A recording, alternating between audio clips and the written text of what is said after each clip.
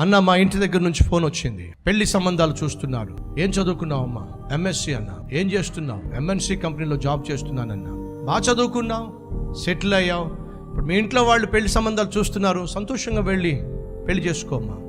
చేసుకోలేనన్నా. అదేంటమ్మా, పెళ్ళిడు వచ్చింది, సెటిల్ అయ్యావు, ఇంట్లో వాళ్ళు సంబంధం చూస్తున్నారు, పెళ్లి చేసుకోవాల్సిన వయసు వచ్చింది, పెళ్లి చేసుకోనంటావేమిటి? ఆ అమ్మాయి కళ్ళల్లోంచి కన్నీళ్ళు వస్తున్నాయి.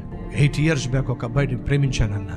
మరేమైంది? కొంతకాలం బాగున్నాడన్నా, అతన్ని పూర్తిగా నమ్మానన్నా, అతడే నా సర్వస్వము అనుకున్నానన్నా, అతను లేకుండా నాకు జీవితమే లేదు అని అనిపించిందన్నా. అంతగా అతన్ని నమ్మానన్నా, అంతగా నేను అతన్ని ప్రేమించానన్నా.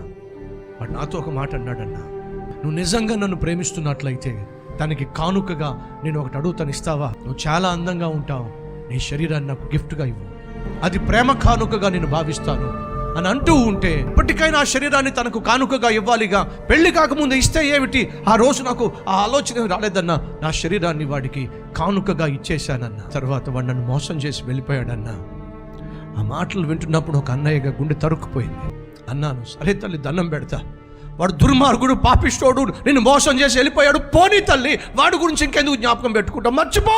ఆ అమ్మాయి అంటుంది, మర్చిపోలేనన్నా. ఏమైంది తల్లి? వాడికి నా అందమైన శరీరాన్ని కానుకగా ఇచ్చానన్నా, వాడు కూడా నాకు కానుకిచ్చి వెళ్ళిపోయాడన్నా, కాబట్టి మర్చిపోలేకపోతున్నాను. ఏమిచ్చాడు తల్లి నీకు కానుకగా? నాకు తెలియదన్నా. వాడికి HIV ఉందని చెప్పి ఆ తర్వాత తెలిసింది. వాడికి ఇచ్చిన నా శరీరానికి బదులుగా వాడు నాకు HIV ఇచ్చి వెళ్ళిపోయాడన్నా. నా కుటుంబం పరువు కలిగిన కుటుంబం అన్నా. నా తల్లికి నా తండ్రికి నేను ఈ విధంగా ఒక అబ్బాయిని ప్రేమించి చెడిపోయాను తెలిస్తే వాళ్ళు తట్టుకుంటారేమో, కానీ నేను HIVతో ఈరోజు ఈ విధంగా నలిగిపోతున్నానని తెలిస్తే ఇద్దరు ఉరిపోసుకుని చచ్చిపోతారన్నా. నన్ను ఏం చేయమంటారు? పెళ్లి చేసుకోవే అని అంటే నేను చేసుకోలేను అని చెప్తున్నాను, కానీ కారణం చెప్పలేనుగా. వాడికి నా శరీరాన్ని గిఫ్ట్గా ఇస్తే వాడు తీరని రోగాన్ని, కుదరని వ్యాధిని నాకు గిఫ్ట్గా ఇచ్చి వెళ్ళిపోయాడన్నా.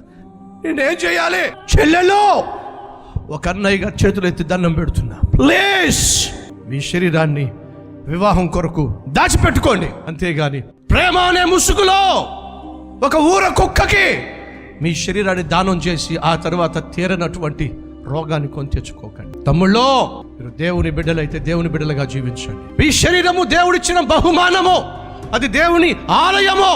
తన ఇస్సాకు వలె పవిత్రంగా కాపాడుకోండి. ఆ శరీరాన్ని బహుమానంగా నీ భార్యకు కానుకగా ఇవ్వండి, అంతేగాని ఊర కుక్కల్లాగా ఎక్కడ పడితే అక్కడ తిరిగి ఎలా పడితే అలా జీవించి ఆ తరువాత నిన్ను నమ్ముకున్న నీ భార్యకు కుదరని రోగాన్ని బహుమానంగా ఇస్తే చస్తారయ్యావాడు.